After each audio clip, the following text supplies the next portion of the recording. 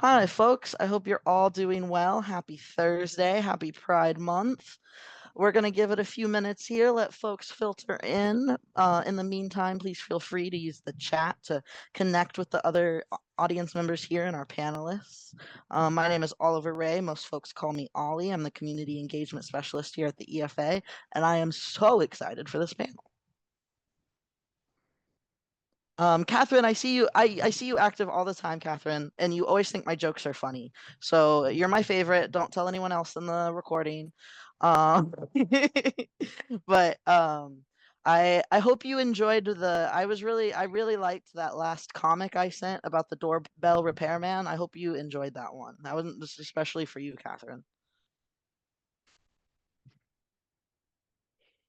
Oh, and then Asher, we'll have to tell Vina when she gets back that a bunch of people in the Discord were going off about being grateful for updates to the website that have just made like the user experience easier. So we'll need to make sure to tell Vina to go check out the EFA Ask EFA staff chat in We Discord. certainly will. I see more folks coming in. Welcome, welcome. Oh, Chrissy, you were here this morning. I remember.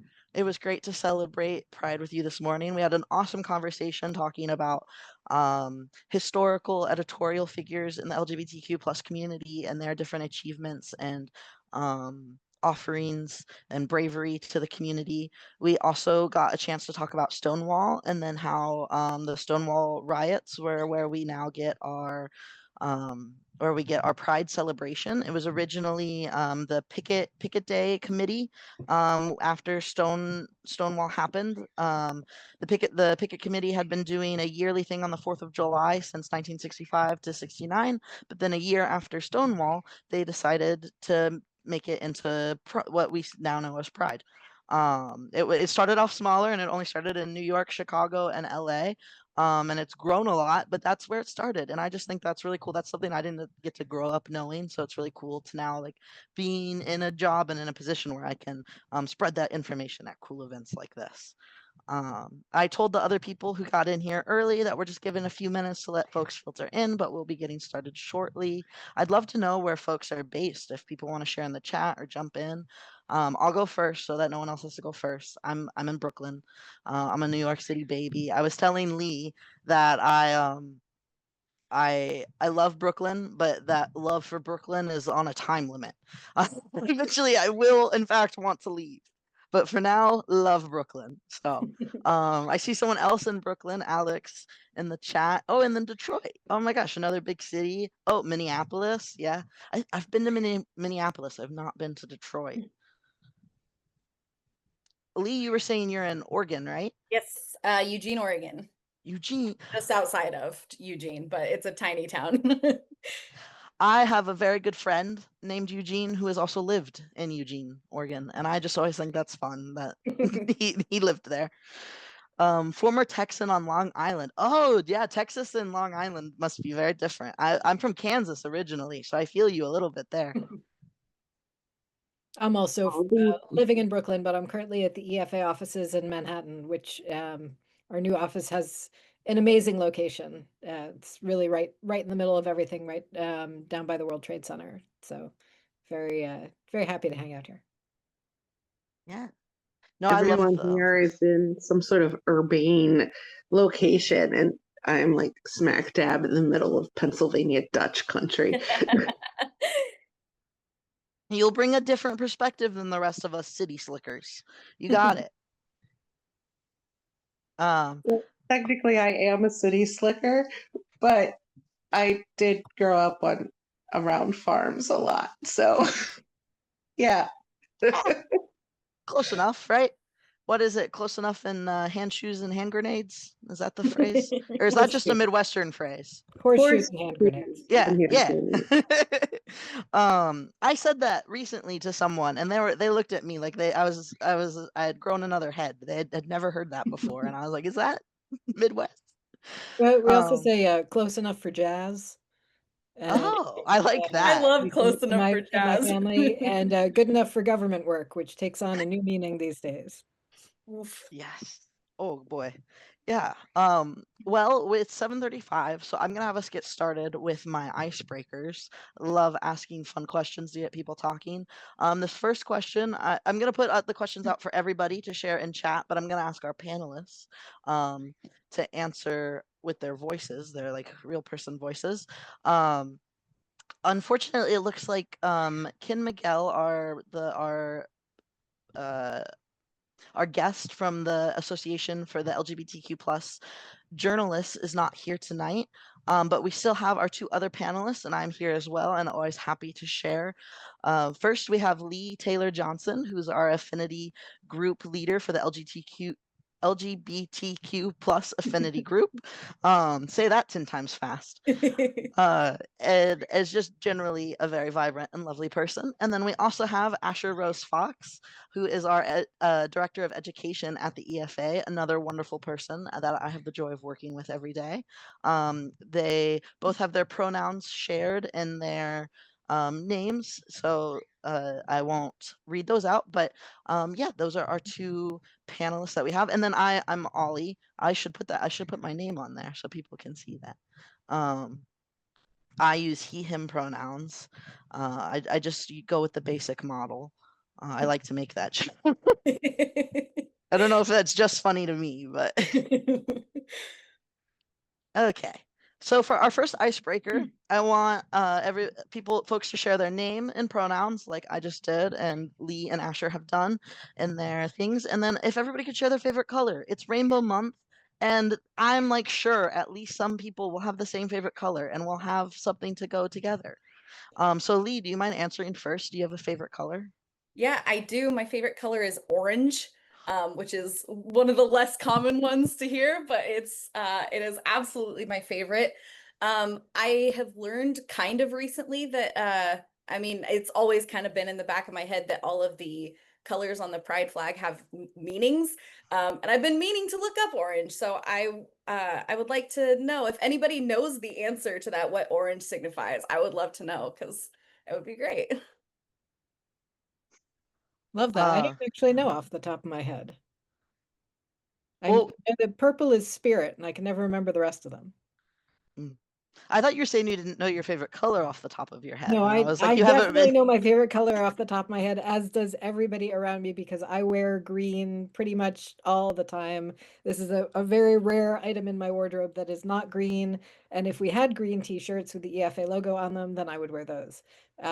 All green all the time. I have the green water bottle that is invisible against the green screen, but green everywhere, constantly, forever. I see a couple purples in the chat, so I called it. There are people who have colors in common. My favorite color is orange, so Lee and I have that in common. I especially like orange because when I tell people orange is my favorite color, especially like neon orange, I'm often told that that suits me, and I think that's a Oh, compliment. that's I'm gonna nice. take it. When I've asked for extrapolation, it's always like, well, loud. I'm like, that's less nice. I'll take it. You just Probably gotta own real it, for me Ollie. too, honestly. Um, But yeah, thank you everybody for sharing in the chat and our panelists. And for our second icebreaker, just to kind of get us talking about Pride Month and things, is I wanted to ask what folks have done to celebrate Pride Month or support the Pride community this month. For me, I got to go to the Mermaid Parade for the first time ever after living in Brooklyn 6 years and not going. I didn't dress up, but my partner and I got lots of inspiration so that we can dress up and have a lot of fun next year. And then I am going to the New York Pride March this weekend. Again, I've never gone. I've only been to KC Pride before. I've also never gotten to go with a partner before, so I'm hoping that my partner can go with me. But he's recovering from a concussion, so we'll see. He's lived here, so he's not missing it and on that level. But yeah, I'd love to hear what other folks are doing. Asher, I made Lee go first last time, so I'm gonna make you go first this time. I'm happy to go first on this one. I went to Brooklyn Pride. I also was at the Mermaid Parade, though I didn't see you, but there were like a billion people there. And also I had a very active 9-year-old to chase around who mostly wanted to be on the beach. But I love the Mermaid Parade, and I love the gender creativity that you see on display. And even the Q train to Coney Island for the Mermaid Parade was itself a party. And it was lovely to see so many families and so many kids. that made me really happy. Brooklyn Pride, for those who haven't been to the Brooklyn Pride Parade, it's a twilight parade. It's the only one in the Northeast. So instead of going out and getting sunburned in the middle of the day, you wait until evening, and then it's a much more pleasant event. And it's also relatively small, and it's got like this very sort of hometown vibe. So you'll see groups from schools and from religious communities, and some of the groups were like 3 or 4 people, and some of them were, big performances of uh, queer cheerleaders and everything in between. And that was just really nice. It was my kid's first Pride Parade, and we had a really good time. And of Oh, course, I hit Ollie with this one, and so I get to inflict it on everybody else too. I have been taking care of a trans disabled member of my community every single day, and that is me. And I encourage all of you to take care of yourselves for Pride Month and see that as part of your activism. It's really important. Take care of yourselves and your loved ones. absolutely. There's that old internet or like Tumblr quote that's uh, before you die, you should save someone, and it's okay if that someone is you. Another really great reminder. I'm gonna have Lee answer next, but feel free to put in the chat how you guys are celebrating Pride as well. But Lee, do you want to share? Yeah, I unfortunately haven't gotten to do much outside of outside of my own kind of in-house celebrations. Most of my month has been taken up by moving apartments. So I've been celebrating by giving myself, a queer person, a bigger house to live in. Love that. But I have been I've been able to read a lot of queer books this month, which has been very nice. I've had a little more time um, just in the downtime in moving to be able to spend some time with my ebook. And I was very lucky to get an ARC for Andrew Joseph White's adult debut horror, which is very deeply interesting and very scary and unsettling. So I have been really enjoying some uh, trans, autistic, disabled horror, which has been very, very cool. You don't see that every day. No, it's very, very good. It's We been had yeah, very just enjoyable in general. we had a great conversation this morning about I people shared my frustration with there's more and more queer representation these days, which is great. That's not my complaint. My complaint more is that so often the LGBTQ plus content representation I see, being queer is the conflict of the story. It's never just like people just get to exist as a trans person or as a gay person or whatever.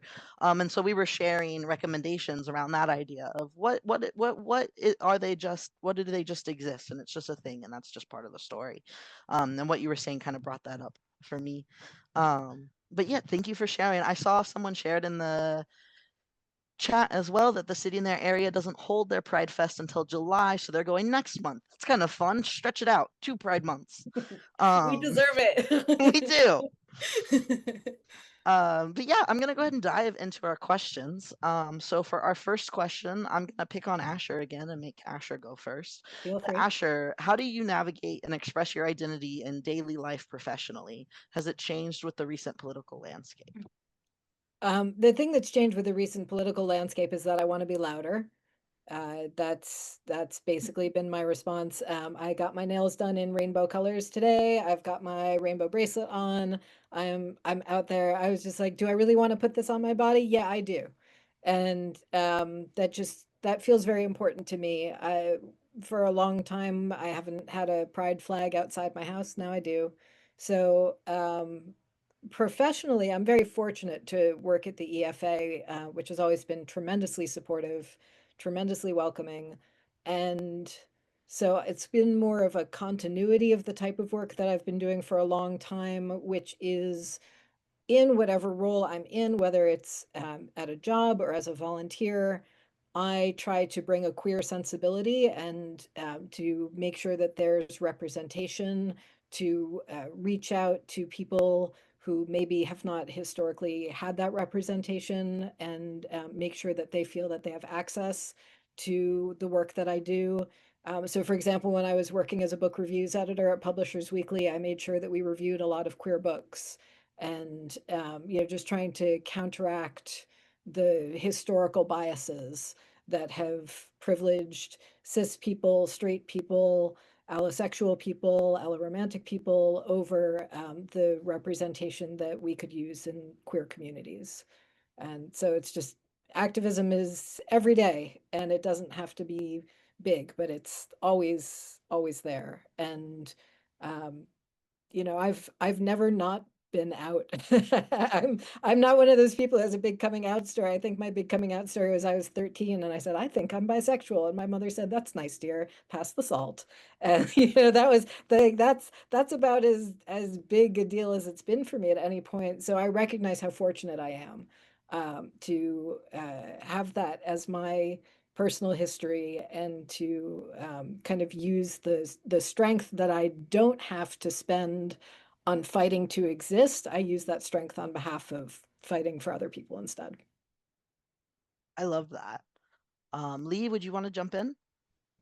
Yeah, I mean, that was a fantastic answer, and I'm not sure that I have too much more, like, anything profound to add, but I think, like, I agree very much that the if anything, the recent political landscape has inspired me to be a lot more, like, forthcoming about my queerness. I have also never really been quiet about it necessarily. I feel like I've always been, like, pretty open and forthcoming. I also, like, had a very basic coming out of, like, hey, by the way, And so I've also been very fortunate as to not have to be kind of feel like I had to be closeted for the sake of work. But um just with everything that's been happening, I think it's so important to, like, we all very much need community more now more than ever.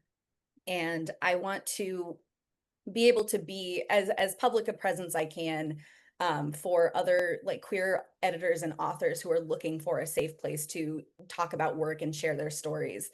Um, and so I've been putting a lot more effort into kind of orienting my, like, online brand in that way, and kind of, like, talking a lot more publicly about the work I do, both now with the LGBTQ affinity group with the EFA, and volunteering for different organizations like the LGBTQ Editors Association, and trying to promote the work I do with other queer authors and everything. Just in trying to be, like, a little more public about things for the people who feel like they cannot be public. I think that as freelancers, it's so important to be out if we can. And of Mhm. course, not everybody can. But if you can put yourself out there as a queer person in some way, it helps queer authors know that you're somebody safe to work with.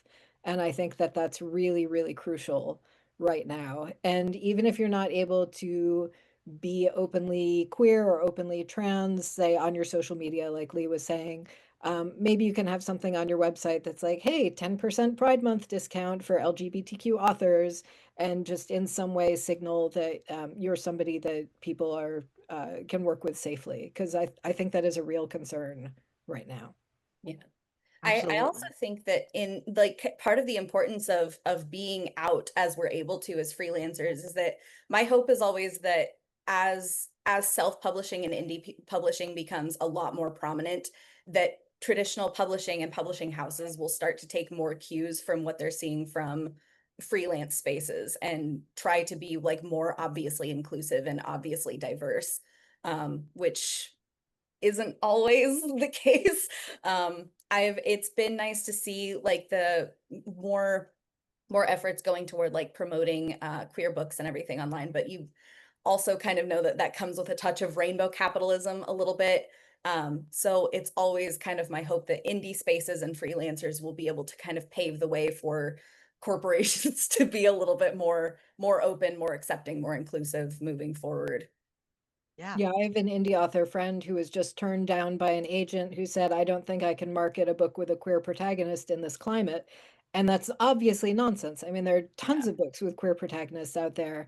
And so on the one hand, yeah, that's someone you don't want to work with, but because they're not going to be giving you the best representation as your agent. But on the other hand, it's very telling to me, I think, about how if you're within your own little world, you might not see what's happening right outside that world. And so maybe that agent is really only seeing straight books right now, or is just anxious about actively working with and promoting queer writers and queer characters. But also, I think the more that we can show what's happening already in the indie space, in the small press space, and at large publishers, then I think we can really just keep reminding people there are these stories out there. They are being told. There is space for you in this market. And also, the market had better make space for you because we're here.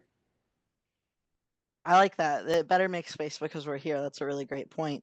I want to chime in a little bit just from a different point of view.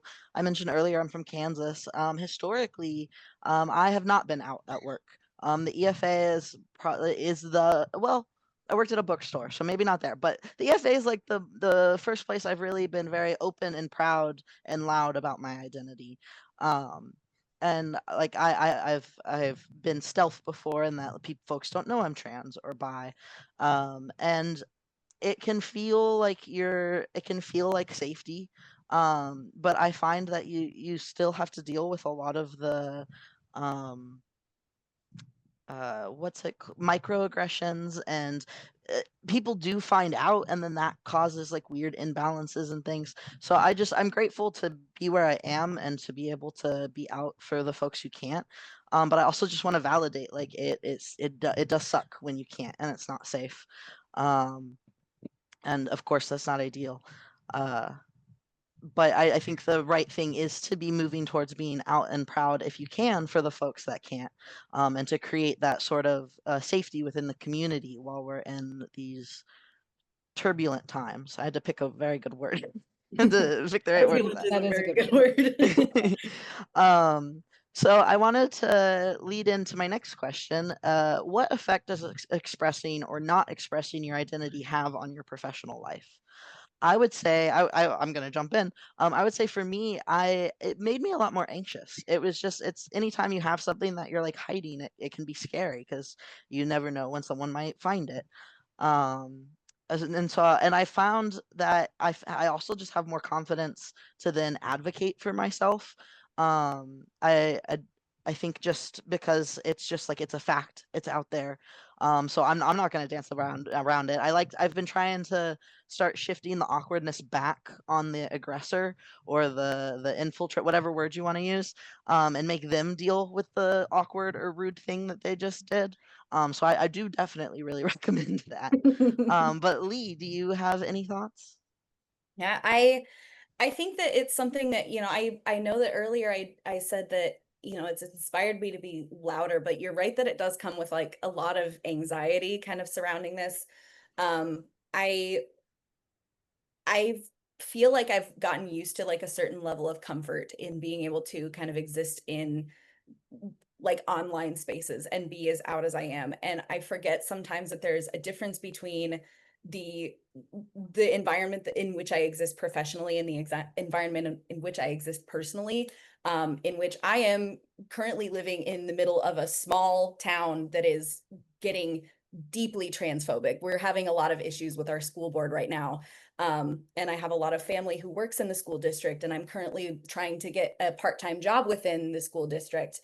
And realizing that in kind of talking about like my professional achievements and even mentioning like the work that I do with the Affinity group, as short as that's been, it's something that I'm very proud of and I want to talk about. And then kind of announcing that to people and then going, wait, wait, they might not react to this in a way that I'm used to in all of these spaces in which I feel safe. It is like quite anxiety inducing. And it's something that I'm trying to work on feeling a lot more comfortable about talking about things casually. Like I've it's never been something that I like as far as my identity and the way I interact with it. I'm not the type of person who has really enjoyed like making it not a cornerstone of my identity, but just one of the things I'm most forthcoming about. Um, and so trying to navigate ways in which to be open and to be proud, but still kind of being casual about it in a way that doesn't make me feel like I'm putting myself on blast to people who might not be safe, has been kind of an interesting challenge. And I appreciate the ways in which so many kind of digital spaces in which I interact has kind of helped me build those skills, especially like in the professional realm and translating that over. Yeah. I find it similar to when people misgender me, when people are rude about or like homophobic or bigoted. Um, a cis man wouldn't be like, "What? No, no, no." He would just be kind of confused, like correct it and like let it go on. And I find that a lot of the times because they want like a big reaction a lot of the times, and so just treating it as if they did something odd and moving on. I find can be like really helpful. It's not always what you want to do because sometimes you want to be like, that was rude. Don't say that. But sometimes the more effective thing is to just brush by it like they did something odd. So I liked you highlighting that too. Asher, did you have thoughts? Yeah, expressing my identity has certainly had an effect on my professional life. When I was getting started in the publishing world, and for those who don't know me, which I suppose is most of you, I was a book reviewer and a magazine editor, as well as a medical editor, and doing a lot of freelance editing of various kinds on the side.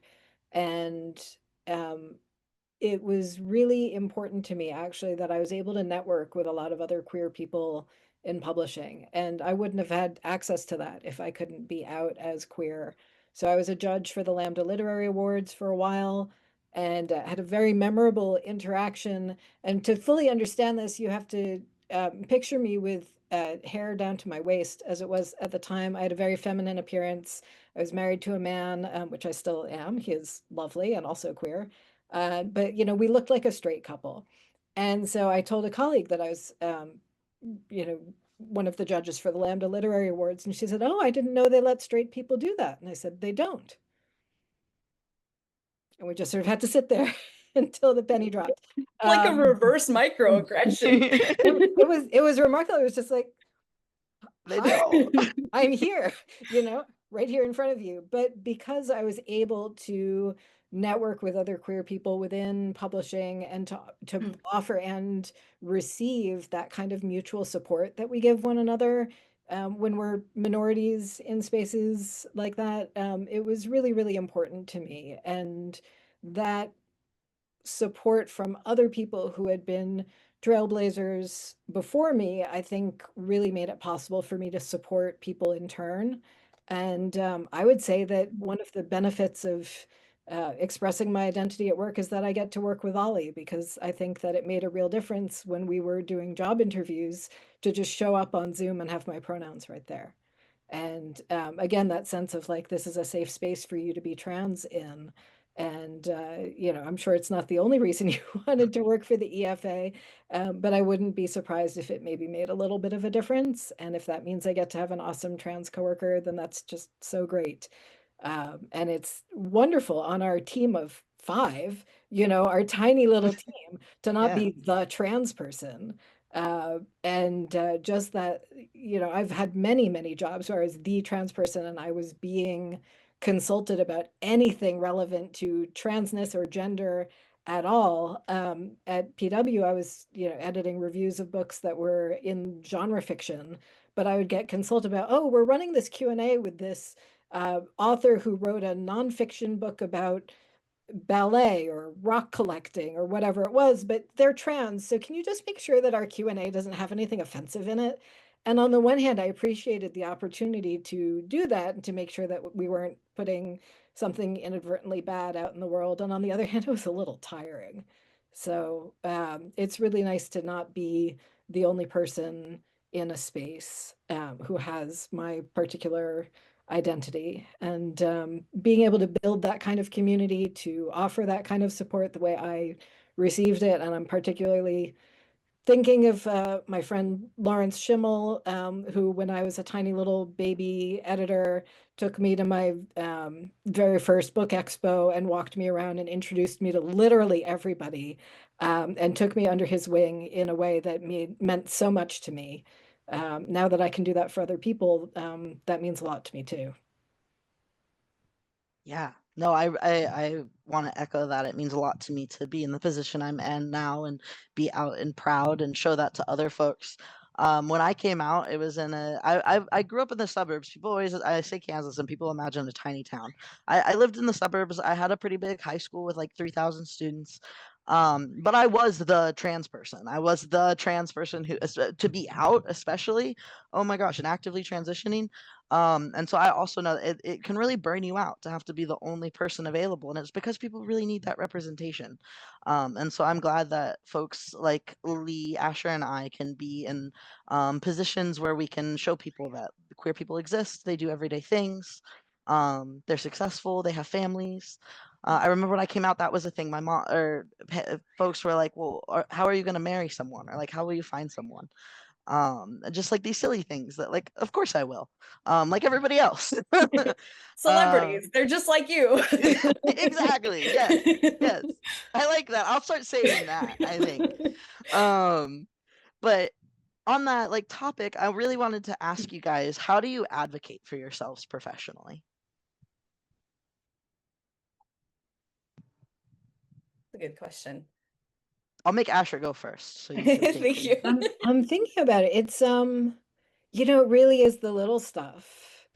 It's I changed my name a couple of years ago, and it's things like making sure that I got new business cards, making sure that I had new logins, even for back-end systems. So I'm not even talking about my professional email address. That was no problem. But my login for the back end of our old website before we moved sites was still my dead name. And you know, just people don't who don't have that kind of lived experience don't really think about little things like that, little day-to-day things like that. And so there's just been a lot of education to do around that being part of my life. Or for example, I have multiple partners, and the number of awkward questions I've had to ask about who can I bring to the holiday party, you know, just these, like, for me, this is like my life. It's a very boring, ordinary life. And for other people, it's like this fantastical, exotic life. And so just trying to make it a little less exotic, a little more everyday, until people are like, oh yeah, of course you bring both your partners. They're both your partners. And it just becomes a non-issue. So just a lot of education. Yeah. And I found part of advocating for myself has been to tell people to educate themselves and to not necessarily come to me for everything. Not in like a rude way, but in a way like, hey, I don't have the capacity for this right now. I know these great resources. Maybe you can read those. And that's something I've been trying to engage in more often, just to preserve my own self and like my own like burnout prevention. But Lee, did you have any thoughts on ways you advocate for yourself? Yeah, it occurred to me when Asher was talking about like the little things. It's s- something I don't really think about a lot, is like my kind of stubbornness in using my proper pronouns. That it's something that I think a lot of people in seeing me, a very feminine presenting person, kind of just assume that it's going to be she, her, and just roll with that very easily. And I think that there's like just kind of a little zing of like pride that I get with myself when I send out new bios or I update things that have she, they in them, and I include it in my email signatures, and I include it in new bios for different websites and things like that, where it's very much like you can't assume this and you can't ignore. And same with kind of like being insistent about my specific labels and in identifying as both queer and bisexual, instead of trying to have everybody sort of just shove me into like a, oh, LGBT, probably the B, you know, kind of box. I I enjoy kind of like drawing attention to the specific pronouns and labels that I use, and making sure that people are aware of them when interacting with me. No, absolutely. I'm one of those people that if you misgender someone, I'm like loudly using their pronouns as often as I can at you until you do it correctly. Um, And I like your technique of not just saying, go figure it out yourself, and not also burning yourself out, but saying, here are some resources, go read those. So you're giving somebody like the first rung on the ladder, but they still have to climb the ladder themselves. Exactly. And that, I think that's a part of allyship that sometimes people forget, is that it's reaching out for that yourself. It's learning it's taking that first step yourself too. Um, I want to get some more questions in, but I also want to let folks know that they can drop questions in the chat should they have any, and I'll be sure to ask those to our panelists as well.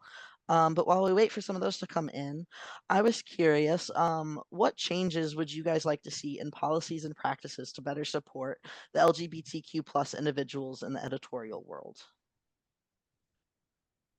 And yeah. Is it okay if I jump in on this one Yeah. first? Because I'm excited. I would really like to see publishing companies doing more to promote like banned books. I think that's something that, like, in the wake of a lot more books getting banned recently, especially surrounding like LGBTQ plus characters or themes or plot lines, there are books getting banned left and right, and I think I would really enjoy seeing more publishing companies stepping up and advocating for these books. Um, because I feel like a lot of the time, they really just kind of get pushed to the wayside, and it's mostly on readers and authors to try to promote this work. Which I feel like if part of a publishing deal is to have marketing included in that, maybe it should be also defending the book when it's being torn down, like, so publicly and so politically. Yeah, no, that's a great point. Asher, did you have thoughts? No, I love that answer. Because this is such a broad and diverse world, when we say the editorial world, and also especially when we're talking about freelancers and our individual policies and practices, it's a little challenging to come up with a blanket statement. But certainly for big publishers, the more they can do to use their power for good, to use the platforms that they have, to promote their authors, to make sure, to do internal work to make sure that they're equitably distributing their effort and their funds and their resources, so that the minority and minoritized authors don't always get the short end of the stick. Yeah. I agree. That's very important. Yeah, something that I wanted to highlight in here too, I think we forget in our safe spaces, but I really wish the practice of just including folks' pronouns and their bios or their descriptors or whatever was just more common. Because then if only trans people are doing it, it outs us. And I think that's a really easy practice. It doesn't really hurt anyone to include that. You can also just include all pronouns, but that's something I'd love to see just more widely accepted as this is what you do. And then I don't see any questions in the chat yet. So how did different aspects of your identity, such as race or gender, intersect and shape your experience as an LGBTQ plus editor? Which gender already would, that's already in there. Sorry. But how do other parts of your identity intersect in that world? This is another one of those things where I'm like, I'm a fish looking for a word for water. I can't imagine how it could not affect me, to not just be queer, but to be queer and trans and polyamorous and Jewish and a New Yorker and in my mid 40s. And, all of these things make up who I am. They are not divisible from who I am or what I do.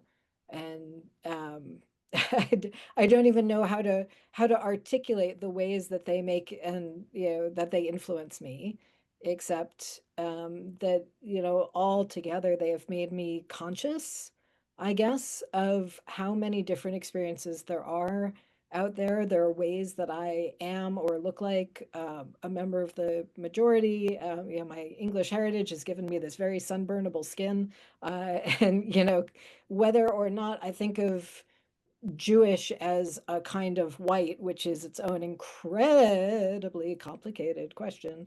As an Ashkenazi Jew who has a lot of Anglo heritage as well, I'm a white person, and so there are ways that I try to be conscious of my whiteness from the perspective of someone who is a minority, and in some cases a very small minority in other ways. You know, Jews and trans people are both very small minorities on the global stage, and so it's you know, it just shapes my sense of um, wanting to make sure that I make space for a lot of perspectives when I'm working with authors, when I'm working with other editors, with colleagues, to try and keep an open, curious mind and be like, okay, where are you coming from on that? And you know, not just assume that my way is the right way.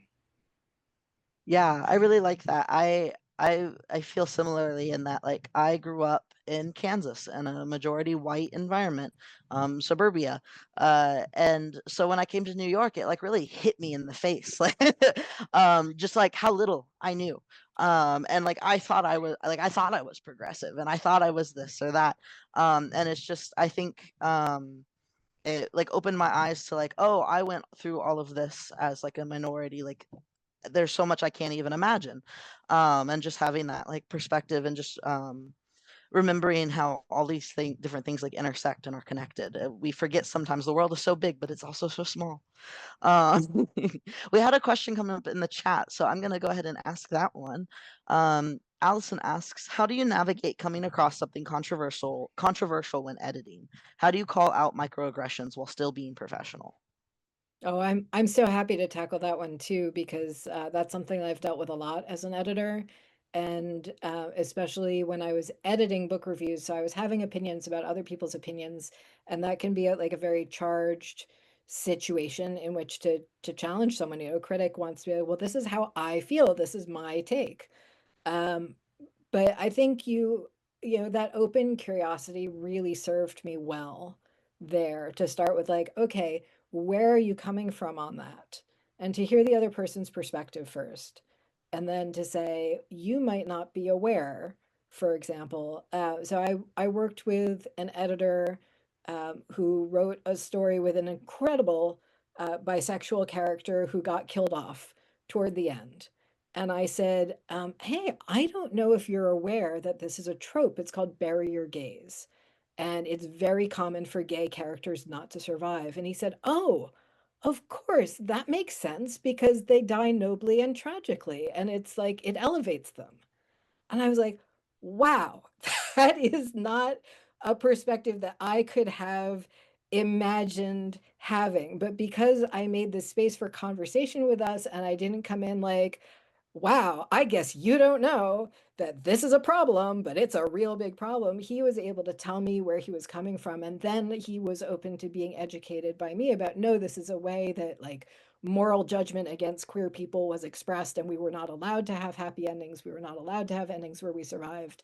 And to talk with him about what made the most sense for his story, with the better understanding of the ways that he was sort of subconsciously pulling in this trope. And so you have to have that connection first, that emotional connection, that connection from person to person, and not lose sight of the other person's humanity, even as they are doing things that you might feel are kind of inhumane. But, you know, everybody is working from a place where they think they're doing the right thing. And often it's ignorance and not bigotry that's really driving them. And so just, you know, being calm and compassionate and saying, you know, are you open to learning better? And in my experience, an author who's working with an editor, a journalist who's working with an editor, is always open to learning better, because that's what being edited is. Yeah, absolutely. Yeah. I agree that it's so important to come at comments like this with assuming positive intent, because the majority of the time in my experience, it is coming from a place of ignorance. They're not aware of certain tropes, or they're not aware that this is a microaggression. I think like something I see very often is especially with like a lot of clients in like fantasy spaces, is this lack of awareness regarding words that we now know to be slurs, like racial slurs, that because it's not really common knowledge, if you're not like pretty chronically online for some of them, um, people just aren't aware. And so coming in and like gently like assuming that they're not coming at this from a place of wanting to be offensive, um and just gently guiding them like, hey, just so you know, this is problematic for whatever reason. I suggest using blank in a way that can either like shift what they're doing, like shift them toward, you know, obviously depending on the level of editing you're doing, whether that's a simple matter of choosing a different word or if it's guiding them toward a different conclusion for a character arc or something. But yet always assuming positive intent, because they will assume positive intent in return and don't look at you like you're scolding them and trying to change their story, but educating them and trying to help. Yeah, no. With Go ahead, regard to Asher. the phrasing of the original question, how do you call out microaggressions? I am very grateful to the many people who've introduced me to the concept of call in rather than call out. So call out is a thing that you might do on social media where you're like, I'm going to quote this and I'm going to point to it and say, this is bad. And calling in is when you go to the person rather than the words, and you say, hey, come chat with me for a minute about what's going on here.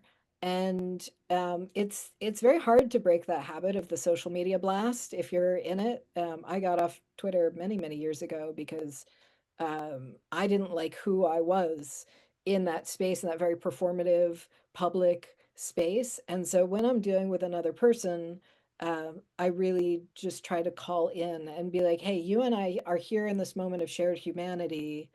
I hope that you can hear me out about this thing that you did that concerned me or bothered me or that I think is not going to serve you well. And that generally gets much better results. I No, love that absolutely. framing. That's really great. Yeah.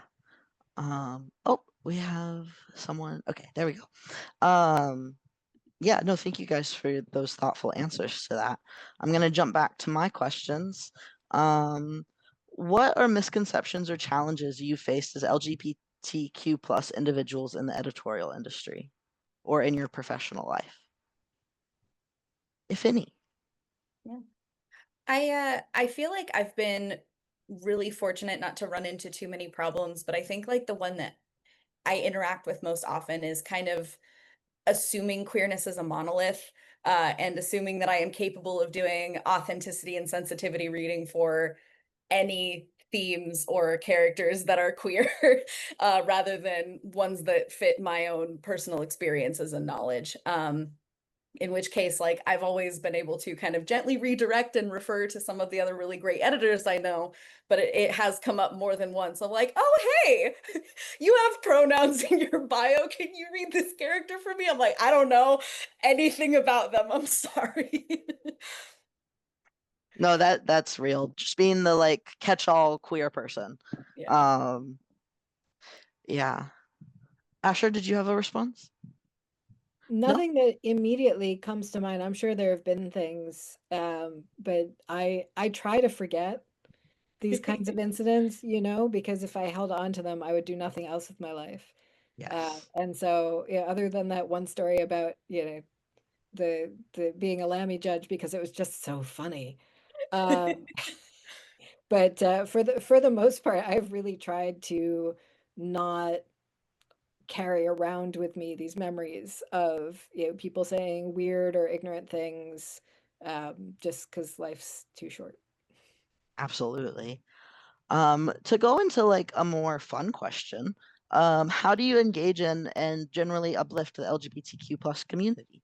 I also want this to be a conversation around celebration because that's what Pride Month's about. So I would love to hear ways that you support, uplift the community. I also love to see in chat the ways folks ally or queer uplift and celebrate the community. I really enjoyed kind of like returning to what we were talking about earlier with queer books is books that I work on or review and post as part of like newsletters or blogs or something like that. I really enjoy drawing attention to stories that feature queer characters that like you had mentioned, there's so many stories out there where queerness is the conflict. And as someone who specializes in genre fiction, I read a lot of horror, I work with a lot of sci-fi and fantasy, and I enjoy queer characters getting to go on these adventures and have these experiences in a way that, you know, their time is influenced by their queerness, but it isn't completely dictated by it. It's not that they're having a horrible time because they're queer. They're just also like in a rough love triangle with their same gender best friend while they're also trying to save the world. Like, that's what I want to see more of. And so being able to promote these kind of stories, to work with these kind of stories, and even just even if it's something that I don't get to work on personally, just reaching out and starting conversations with these authors and making them feel validated in telling these kind of stories is it's very rewarding, and I hope that it's as good for them, like they get as much out of it as I do. I come from I'm sure you can tell by talking to me, my history is in fandom spaces, and I know that that's something that is very desired in genre fiction in general, is to see queer characters represented without that being the wholeness of who they are. And being able to see and put more of these stories out into the world is very, very good for little teenage me who desperately wanted queer characters to identify with and didn't get any. Yeah. No, I think about like when I was a queer child, I didn't have any of the language I needed, and so just having the representation in the books was like mind blowing and world changing for me, because suddenly I had this language for how I was feeling, and it wasn't just this scary thing I had to keep hidden in a corner. It was something that other people experienced too. And the fandom world, got me really into writing, but also really helped me explore my gender and my sexuality. And so I have that same background. I feel you on that one. Same Shout out to here. fan fiction for helping us all discover ourselves, No, but honestly. it's so true. And actually, I mean, that was going to be a big part of my answer too, is a lot of what I do in my spare time is fan stuff. I ran conventions for 10 years, and I do a lot of fanfic writing and fanfic beta reading. And I love being able to take my professional level editorial skills and give them away to people who are fan writers, especially young writers, people who are just starting out, and really help them to tell the stories of their hearts. It makes me so happy. And it's really just a great delight of my life. And when I was doing convention running, which I would still love to get back to one of these days when I have a little more free time, which is, I hear, is a thing that some people have. I so I was working for a convention called ReaderCon, which is a science fiction and fantasy convention, but it's a little bit next level. It's very academic. There are a lot of critics who participate in it. And when I was helping to build the program, and our ethos was ask the next question. And I loved that. I loved the idea of, like, other conventions might have a panel on like rocket ships. Are they cool or what? But we would we would take something like that and we would go into it. And so we would talk about not just like exoplanets are neat, but like what are the ethics of approaching an exoplanet and its native cultures, or questions like that that really dig into intellectual concepts and emotional concepts, and not just like yay, stuff is fun. There is absolutely a space for yay, stuff is fun, but there also needs to be more. And that's kind of my approach to those queer stories as well, is like, if this, the basic story is this person is queer, then what's the next question? What's the next story? And their queerness, like you said, Lee, like it influences their story, but it's not the whole story. And so I love helping people bring that out in their stories and bring it out in their own senses of themselves. Like, oh, there's more to me than just I'm queer. There's the way that you exist in the world, and the way that the world influences you, that has much more to do with so many other things about you. Yeah. I Yeah. really like the oh, sorry, go ahead. No, go ahead. Go ahead. I was just gonna say I really like the concept of asking the next question. One of my favorite things about working in fantasy and sci-fi so much is to see all of this like really in-depth world building that a lot of these authors have put a lot of work into, and kind of guiding them toward like thinking about it a little bit deeper when it's clear that there's like some gaps in it. One of my favorite questions is like, okay, what happens to the people who exist on the fringes of this society, where I have read a lot of like matriarchies and utopias and everything that are and dystopias, even kind of flipping it around, that kind of are trying to look at society from a different perspective. And I think it's so important to make sure that the author is aware that there are going to be people who don't fit in the poster of, the aesthetic of what this world looks like, and to make sure that there is a place for them in their stories, not only because it's very important for representation, but just from a world building perspective, it's going to make the story better by including queer characters, because they exist. Make space for them. Yeah. I want to jump in. One of my favorite ways just to uplift the community is to always just have queer book recommendations top of mind. I especially when I worked at Greenlight Bookstore here in Brooklyn, and when I worked there was like not a week that went by that I was not found like crying in the children's section over one of the new queer picture books that had come in. Tuesdays were a rough day for me. That that was when we got our No, new but book. for real, Yeah. some of those, I mean, I read those to my kid and they make me cry. And my kid's Yes. like, I don't see why you're crying. Because, The story of a boy named Penelope, oh my god, got me so bad. yep. And just for the adults here, a lot of them are children's books that are in my head, but there's a nonfiction book called The Invention of Heterosexuality by Jonathan Ned Katz. I just love recommending that to people. It's something I was introduced to in college. The basic concept is this idea that often we study Black history, we study queer history, we study Native American history, we study all the, or like the beginning of gay or the beginning of pride, and in that way we're othering those like categories or those labels where that makes white straight cis like the default. And so what Katz did is said, well, I want to treat heterosexuality as the other, and let's see where it began, let's see its history, and just really goes through and points out at how it's not much of a history at all. It's a very new concept, and yet people are treating it and holding on to it as if it's been all through history. And he goes through all history and shows you like where these things came up, and how they were viewed before we had this language for them. And so I can never recommend that book enough. It's a really great resource, and it's a queer writer, and so who doesn't want to support another gay writer? um, but I want to be cognizant of our time. I want to ask my last question and then just give Lee a chance to shout out the Affinity group. But our last question here is, what advice would you give folks who are struggling to express themselves these days with everything going on? The I number know one that's a advice, thinker. no, the number one advice I have is stay safe, Mm. honestly. There was like a period of relative safety and relative calm where you started to see people within the queer communities say, well, why aren't you out? And be almost aggressive about it and say, like, it's your duty to be out to help change hearts and minds, because when people get to know more queer people and more trans people, then that makes all of us safer. And that is true. And I do value being out myself because of it, but I would never say that anyone must be out. And also to understand that outness is not a single thing.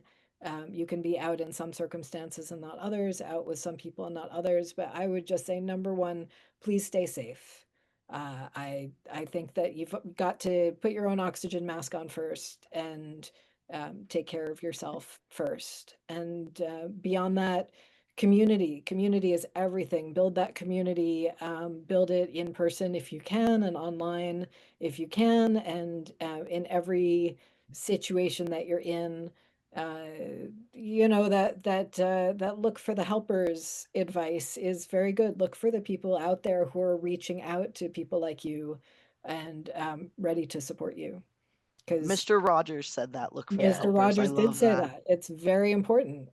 Very Yes, important. Mr. Rogers' mother told him that, this actually. is true. You're Look for, right. look for the helpers. So I think that right now we are in a disaster. And when you are in a disaster situation, you're going to be having these, fight, flight, freeze, fawn kind of responses. And the first thing you have to do is get yourself out of that activated state. You get yourself safe. And then from there, you look for the people who are reaching out and offering help, and you take them up on it, and you believe that you're worthy of it, or you take them up on it even if you don't believe that you're worthy of it, because it is being offered to you. It is there Yeah. for you. One of my favorite mottos is existence is resistance. They don't want trans people to exist or be represented or be out there. And so just by allowing yourself to exist is an act of resistance and helping others, even if you never know how or who you helped. Lee, did you have thoughts?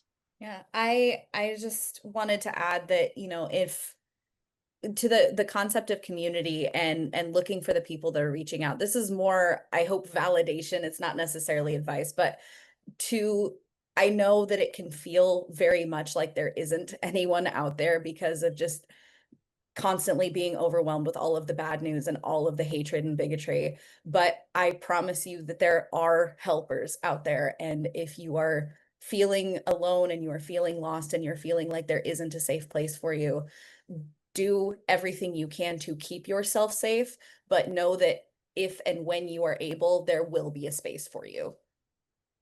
Exactly. Yeah. That's part of why I think it's so important for myself to be out now, is to show people that you can get to that space eventually. Because for a long time, being out wasn't safe for me, and so I want my example to be something that people can look to and be like, okay, I can get there eventually. Because God knows little me needed that. Um, but And I yeah, would just say curate your feed, you know? yes. If all you're seeing in the algorithm is hatred and anger and fear, then maybe go out and deliberately look for things that are not that. On the news front, I'll always recommend Fix the News, Reasons to be Cheerful. These are sites that do positive news stories. In some ways, the world is the best it's ever been, and it doesn't feel like that from within our own little microcosm. But there is a lot of good stuff that's going on out there, and just having that antidote can help. And subscribe to Queer Voices, subscribe to people who are, you know, giving you news, good and bad, but not fear mongering, not scaremongering, not trying to amp you up and wind you up and make you more anxious. Subscribe to the people who are like, here's where the helpers are, and point them out to you and help you feel less alone, less scared. Yeah, absolutely. Lee, did you have any final thoughts that you wanted to add? Um, I just wanted to add that like I it's very easy to doom scroll, but like I absolutely agree with what Asher said of like looking for like healthy ways to engage and kind of escape from the doom scrolling and looking for joy posting. Yes. And I've personally found that the most healthy way for me to engage because while still staying informed is to a term that I'm new to is solutions journalism Yep. of Mm. looking for ways to help, news that talks about what's going on but offers resources and ways to contribute and improve the world a little bit every single day, even if you don't have a lot of time and money and resources, just to help you feel better and to make this a little better of a place in a million tiny ways. Yeah. I think the thing, just as an event planner, I have friends ask me, like, how do you get something started, you know? And I think people forget that it's just like a normal person who just goes out and decides this is happening today. And I fall into the trap too often of this isn't big enough. Like, it's not going to actually help. It's not going to actually make a change. But the fact is change starts at grassroots. It starts in your community. And so every little thing you can do is more important than we'll ever know, even. Um, but with that, I want to give Lee an opportunity. Speaking of things you can do, you can join the LGBTQ plus affinity group the EFA has and has begun this year. Lee, take it away. Tell them how awesome it is. Yeah, I've really enjoyed it, kind of speaking about how, you know, that it's just normal people going and getting things started. I was looking at the list of affinity groups at the EFA, noticed a gap and emailed Kateri and asked if I could get one started. We're very small, we're very new, but we're all very excited to be a part of it. Um, my I have a lot of ambitions for where I would like this to go with events and meet and greets. But for now, if you're just kind of looking for other people to talk to, ways to talk craft with other editors who get it. Please join us, join our forums, join our Discord channels in the EFA server. And we're always happy to have you. We're always happy to talk. And if you have any suggestions for things you'd like to see, I am open to them. I would love to host events. I would love to host even just coffee. So it would be lovely. Oh, Dana, I see your message in the chat. Will you just go ahead and DM me on Discord that you're having that issue? I'll get that fixed for you. And then, but yes, thank you, Lee, for talking about that. I would invite everybody to go hang out, check it out. You don't even have to join. You could just come check out an event and see if it's your thing. But the EFA is always trying to do more community stuff, more event stuff. And if you have ideas, you see something that's not a gap that's not being filled, email me. My email is my name at the efa.org. I'm going to drop it in the chat. But at all of my events, I like to make it a point to let folks know that I'm here to serve the EFA community. So if there's something that you want to see the EFA do, I'm all ears. That's my email, but I'm also super reachable on Discord. In fact, that is where I will respond fastest because it's the one I let myself put on my phone. My work email does not go on my phone. And I threw my email address in there as well because we're always looking for new presenters for the EFA education program. And I've been real happy to have a whole bunch of fabulous queer and trans folks presenting for us lately. And to the earlier point about stories not just being about our queerness and transness, they've been presenting on things like comics, so poetry. So whatever your expertise is, I want to hear from you about that. We're not going to put you on the spot and make you a zoo exhibit. We just want to learn from you and your skills like we do from everybody else. Please reach out. Love having that representation. And that's one of the things that I love doing at this job. Yeah. No, it's wonderful to get to see such a diverse range of people platformed in one place. I feel like you don't get to see that very often. So that it's really good to see. Well, that concludes us. We're 6 minutes over, so I appreciate everybody for sticking with us and having this time with us. This has been a really great discussion. I just want to say thank you to Lee and Asher again for making time and being panelists for us today. And just remind everybody that you can find the EFA at theefa.org. You can find us on Instagram, Facebook, Blue Sky, LinkedIn, YouTube. And yeah, you can find us on the website or you can reach out to us via email. Otherwise, I hope everybody has a great Thursday. Bye, everyone. Good night.